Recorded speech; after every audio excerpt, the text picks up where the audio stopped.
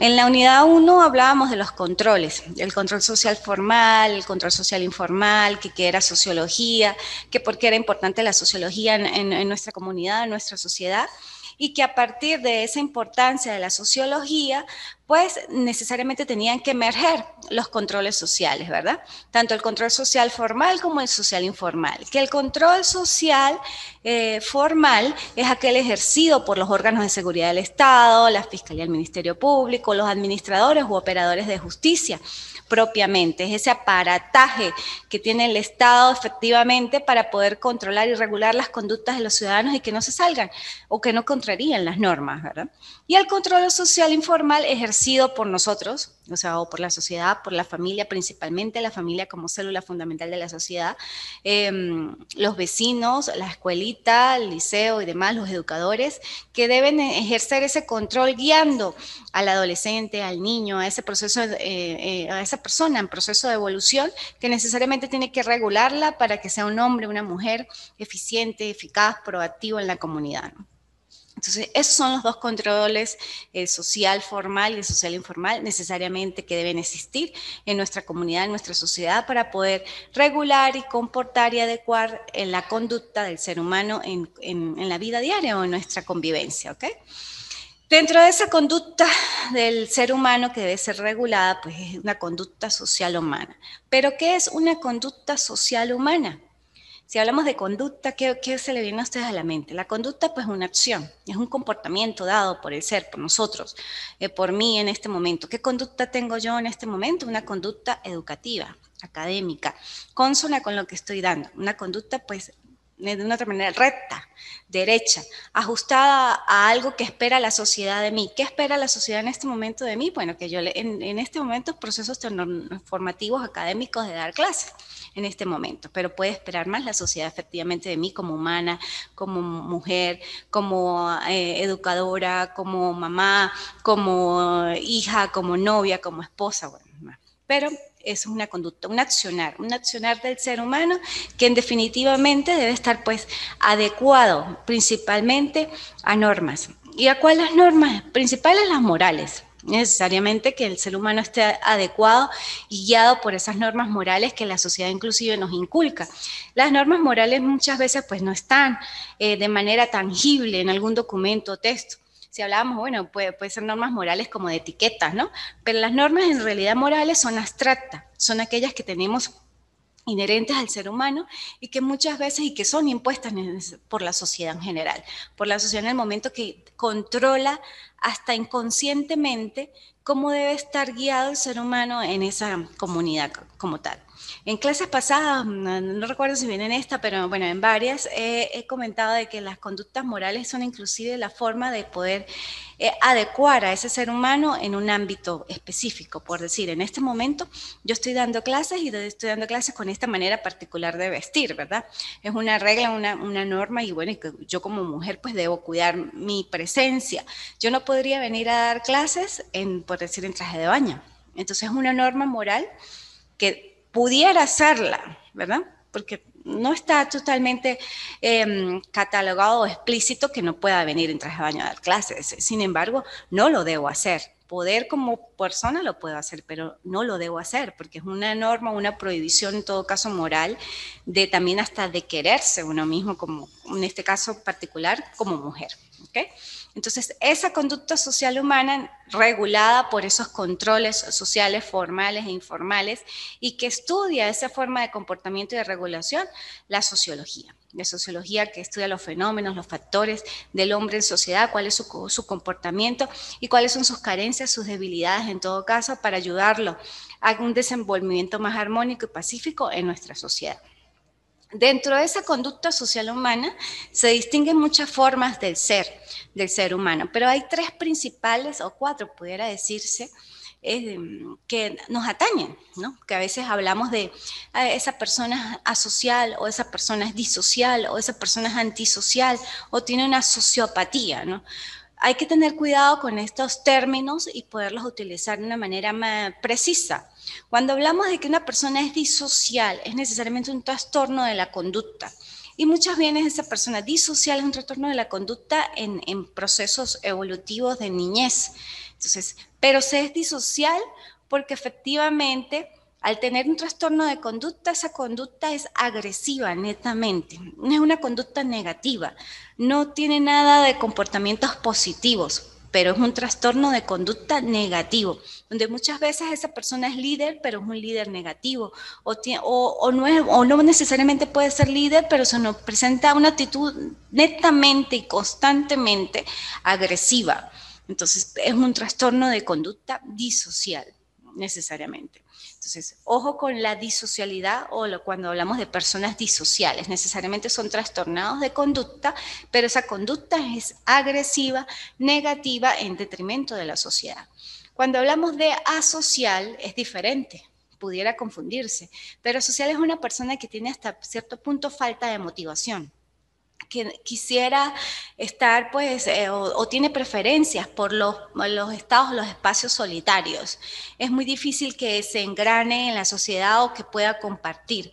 Es una persona social, pero ya es un proceso interno, inclusive a nivel psicológico y sociológico, son procesos internos de esa persona por carencias, por debilidades, por deficiencias, por falta de motivación, principalmente. A veces nosotros los seres humanos somos crueles con nosotros mismos o con los que nos rodean y cometemos lo que hoy en día inclusive llaman el bullying, ¿no? Que eso se da mucho en materia de niños, en adolescentes, y esos niños y esos adolescentes son crueles cuando le hacen bullying a otro adolescente. Entonces, ¿qué hace? Hay un retraimiento de esa persona al que le hacen bullying y esa persona va teniendo como una falta de motivación interna, se cree todo lo que lo dicen y presenta conductas asociales. Entonces ya no quiere compartir por esos trastornos, por esa estigmatización de una otra manera que le hace, por esa, sí, engaño que lo exponen al escarnio público y lógicamente hay un retraimiento y se vuelve asocial. Entonces va a preferir espacios solitarios donde él pueda estar yo con yo, o sea, internamente sin entrar a socializar con las demás personas. Ahora bien, cuando hablamos de antisociales, estas personas antisociales sí encuadran con la sociedad, conviven con nosotros y demás, pero su preferencia es estar en contra del orden o de la regulación legal. O sea, es como la antijuricidad, contrario a derecho, contrario a lo recto. Entonces, al estar en contrario a lo recto, a lo derecho, pues es una conducta antisocial. Casi siempre esas conductas antisociales generan en vandalismo, en delincuencia, en la comisión de hechos delictivos. Entonces vemos que hay una disocialidad, hay una asocialidad y hay conductas antisociales que son totalmente diferentes. Esas son las tres principales. Hay una por allí que siempre sale a la luz cuando hablamos de sociología y es la sociopatía, pero ya es una, como su mismo nombre lo puede indicar, es una patología sociológica, una patología psicológica que provoca un comportamiento impulsivo. Entonces, ahí es una persona que se le dice sociópata. Efectivamente, hay un trastorno, pero hay una patología psicológica y la persona tiene comportamientos impulsivos en la sociedad. Entonces, en esta sociedad o en el mundo en que vivimos actual se pueden presentar y pueden converger y conviven con nosotros ese tipo de personas que tienen esas conductas, que pueden ser personas disociales totalmente por trastornos de conductas negativos o agresivos, asociadas para estar en preferencias solitarias, porque le gusta estar solo, no engrana en la sociedad para él, antisocial, efectivamente cuando sí engrana en la sociedad, pero le gusta incumplirlo, está en contra del orden, en todo caso, de ese orden legal. Y la sociopatía, que ya es patologías psicológicas. Dentro de esas clasificaciones que se pudiera decir del ser humano en el desenvolvimiento de la sociedad, pues hay factores que efectivamente llevan al ser humano a tener ese tipo de comportamientos. ¿Cuáles serían esos factores? Entonces hay factores biológicos, hay factores que pueden incluirse ahí inclusive los psicológicos, hay factores geográficos, hay factores socioculturales. Una persona que tenga una vida aquí en San Cristóbal es diferente inclusive, a pesar de que podemos ser mismos venezolanos, a los maracuchos. que inclusive tienen un acento y una forma de hablar diferente y son más rápidos, más extrovertidos y demás. Entonces pueden existir choques.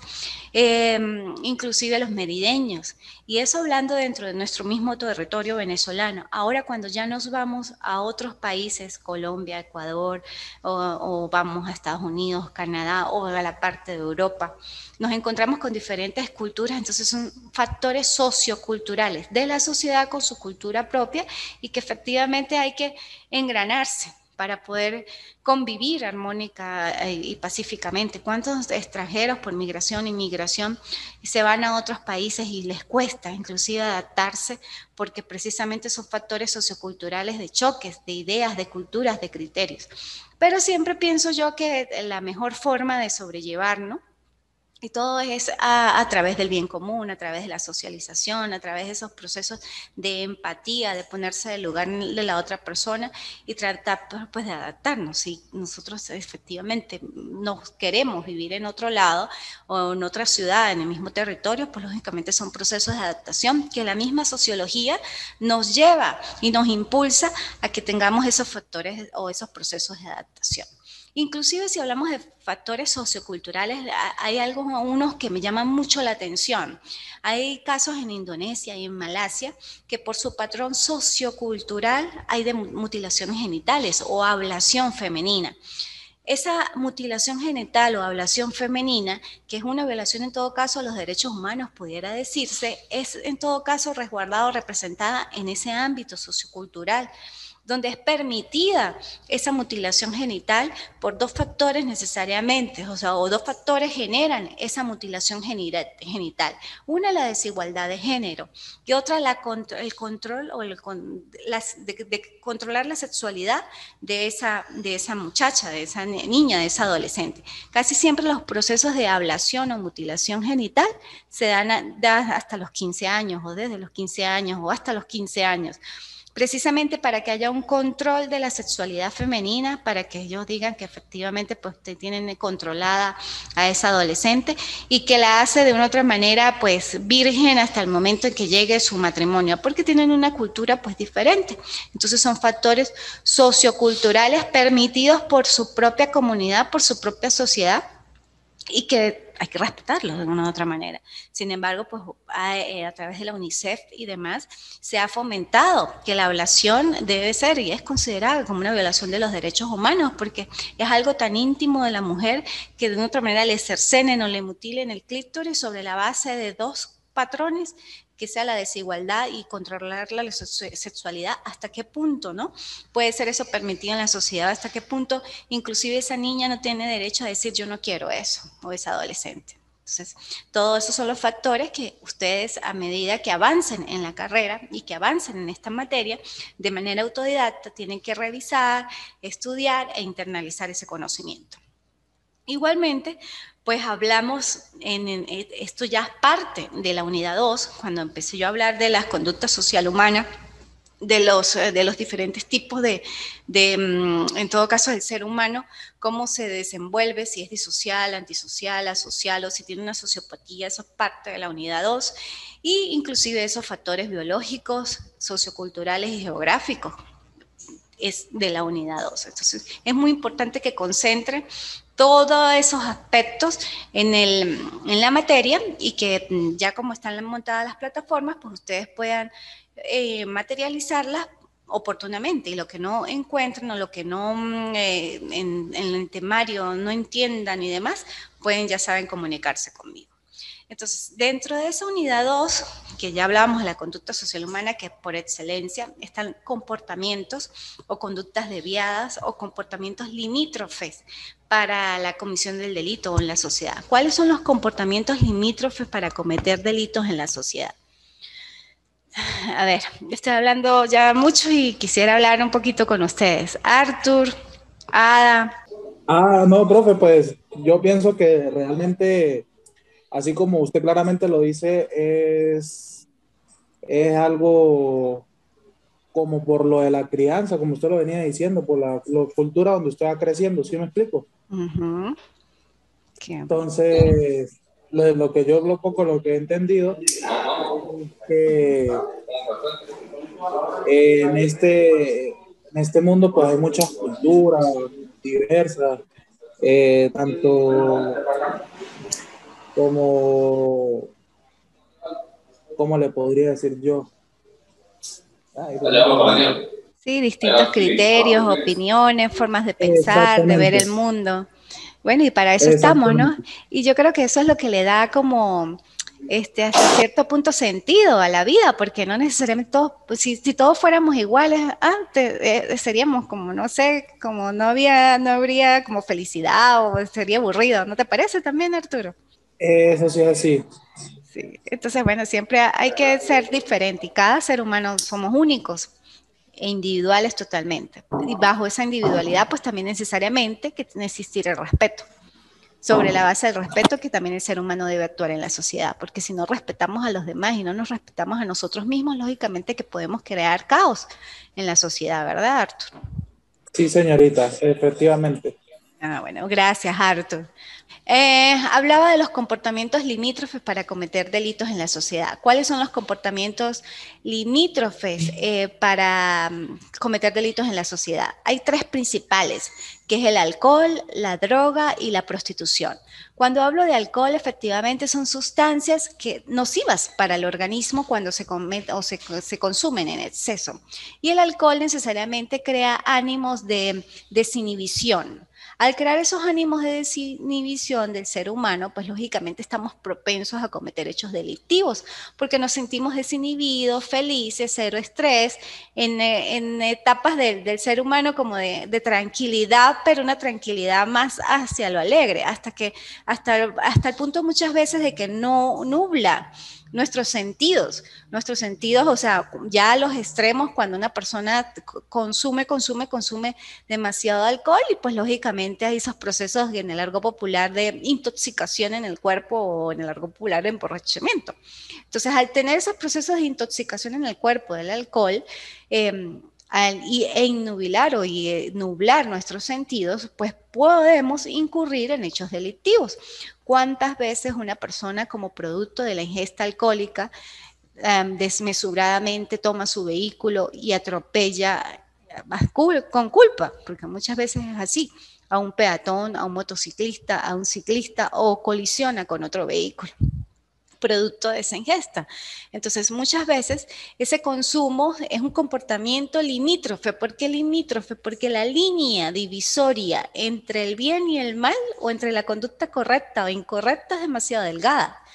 Es muy fácil a veces cometer hechos delictivos y más en esos casos de accidentes de tránsito y demás, producto de la ingesta de alcohol. Entonces, por eso se llaman comportamientos limítrofes con la comisión del delito que nos atañen a la sociedad y a nosotros como seres humanos y que debemos tener conciencia de que toda acción necesariamente genera una reacción. Y la acción que yo estoy tomando en ese momento, si estoy departiendo en un lugar público, en una fiesta y estoy tomando alcohol, tengo que estar consciente que la reacción es que va a nublar mis sentidos y que lógicamente si estoy manejando, no voy a estar totalmente y en plena capacidad de manejar como puedo manejar sobria. Entonces, eso es lo que el ser humano debe controlar y verificar en el momento de tener un accionar o de actuar. Eso como pudiera decirse punto uno, ¿no? De comportamiento limítrofe. Sin embargo, ninguno tiene una orden de prelación. Igualmente está como comportamiento limítrofe las drogas, cualquier consumo de sustancias estupefacientes y psicotrópicas, llámese marihuana, cocaína, heroína, crack, éxtasis, bueno, todas las drogas que me imagino que hay más y más, pero las más conocidas esas y que lógicamente también nublan los sentidos del ser humano y que producto de ese falta de tener sentido de cualidad, pues también puede cometer hechos delictivos. Entonces, es un comportamiento limítrofe muy parecido a la ingesta de alcohol, porque la droga precisamente es una sustancia, como su mismo hasta nombre lo puede decir, estupefaciente y psicotrópica, que causa estados diferentes en el ser humano, en el organismo del ser humano. Hay una película muy buena que a mí me causa mucho la atención, que es Lucy. No sé si la han visto. Si no la han visto, véanla. Lucy. Lucy es una mujer que está en una ciudad que aparentemente la manipulan para entrar a un cierto lugar y en ese lugar pues de manera agresiva y sin consentimiento lógicamente de ella, la abren y le meten droga. Y una de esas drogas de bolsitas pues se rompe en el organismo y le causa unos efectos al organismo muchísimos. Claro, ahí ya es como mucha ciencia ficción, ¿no? Pero la droga puede causar efectos y efectos graves en el organismo, tanto de causar la muerte por cuando hay consumo excesivo o altas dosis de manera inmediata, porque paraliza todos los órganos, o hay paros respiratorios, o se creen, la persona siente que tiene extrapoderes o superpoderes y demás, y tanto es que así nubla sus sentidos que puede cometer hechos delictivos. ¿Cuántas veces también se ha visto que producto de robos agravados, violaciones, muchas veces esos victimarios están en uso de drogas, de marihuana, de cocaína, de heroína y cometen esos hechos delictivos? Hay otros que no, que están sobrios totalmente, pero hay unos que sí efectivamente tienen esa sustancia en su cuerpo y los hace un poco sentirse más grandes con la adrenalina millón y lógicamente que no tienen miedo de cometer hechos delictivos. Entonces, la droga también es un comportamiento limítrofe en la comisión de los hechos delictivos. Y también la prostitución. ¿Por qué la prostitución? Cuando una mujer o un hombre se prostituye, pues lógicamente está en el comportamiento y en la línea divisoria para ser víctima y para ser victimario. ¿Por qué? Porque la mujer, si hablamos de una mujer que se prostituye, que efectivamente se expone a ese tipo de cosas, está expuesta, como ya lo dije, a que sea víctima, a que la violen, a pesar de que ella sea prostituta, ella tiene derechos y muchas veces puede decir no, estando inclusive ya en los actos preparatorios del acto. Puede ser violada, la pueden asesinar, la pueden lesionar, golpear, puede ser víctima. Pero también puede ser victimario porque si producto de esa agresión que la joven esa persona observó, ella se defiende. O si ha estado tomando o si tenían ingestas de drogas, se sintió con poder y no sé, agarró un cuchillo y le nubló totalmente su sistema neurológico y mató a la persona con quien había compartido hace unos segundos. Entonces, también es un comportamiento, es un limítrofe al delito. Entonces, estos tres tipos principales, hay muchos más, pero los principales que afectan a la sociedad son esos. Y que nosotros como seres humanos tenemos que regular y también comportarnos, porque no necesariamente es que son las demás personas, sino podemos estar incursos en eso, principalmente en el primero, en el alcohol. Si empezamos por poquito, con un vinito, con un whiskycito, y luego vamos aumentando y aumentando nuestra ingesta y podemos incurrir en hechos delictivos, que Dios nos guarde. Pero por eso tenemos que tener control de nuestras emociones, y ese control de las emociones inclusive, ¿quién lo abarca o quién lo arropa? La sociedad en sí. La sociedad que está como vigilante de mi actuación diariamente. ¿Okay? Y por último, para terminar y concluir la unidad 2 y la clase por hoy, están las conductas peligrosas. No, me faltan dos cositas. Las conductas peligrosas y las conductas desviadas. Cuando hablamos de conductas peligrosas, son aquellos también comportamientos que pudiera decirse también al ras, que generan o pueden generar un tsunami o la comisión efectivamente de un hecho delictivo. Por decir, la ruleta rusa. Es una conducta peligrosa. ¿Cuántas veces una persona, un niño, un adolescente o un adulto jugando intencionalmente, hasta con un arma, empieza a disparar y con el tambor y le coloca una bala y se la da al otro y dispara y yo disparo? Es una conducta peligrosa, pero va a generar en una transgresión de la ley, porque alguno de los dos en cualquier momento, si no para, va a morir. Y cuando muere, ¿qué hay allí? Habrá homicidio culposo, habrá homicidio intencional a título de lo eventual, pero generó una reacción. ¿Y cuál es la reacción? De que alguien salió lesionado, sea porque efectivamente murió o porque la bala le traspasó algún órgano, un miembro y solamente lo rozó, pero generó una lesión. Entonces es una conducta peligrosa que se da en nuestra sociedad, inclusive por jóvenes, por nuestros hijos y demás, y que hay que regular. esos comportamientos. Inclusive los juegos esos de la ballena azul que por internet lo sacan, o antes, hace como 2 años, había algún juego muy en boga que le daban un golpe en el estómago al adolescente y ver cuánto tiempo podía estar inconsciente sin respirar y si volvía a la vida. O sea, era como 50 y 50. Y se hacía muchísimo en los colegios esa práctica. Conductas peligrosas, juegos peligrosos que pueden llevar a la comisión de hechos delictivos. ¿Y quiénes son los reguladores? Bueno, si es en una escuela, en un liceo, principalmente allí los educadores, los defensores de protección, los coordinadores. Verificar qué está pasando con ese adolescente que tiene una conducta peligrosa en una institución. ¿Cuáles son los factores que conllevan a ese adolescente a cometer ese tipo de accionar? Por sentirse más con poder, porque no sea estigmatizado, por sentirse el dueño de la clase o del salón. Pero al final tenemos que ser regulados. ¿Y quién debe influir también ahí? Principalmente la familia, la sociedad.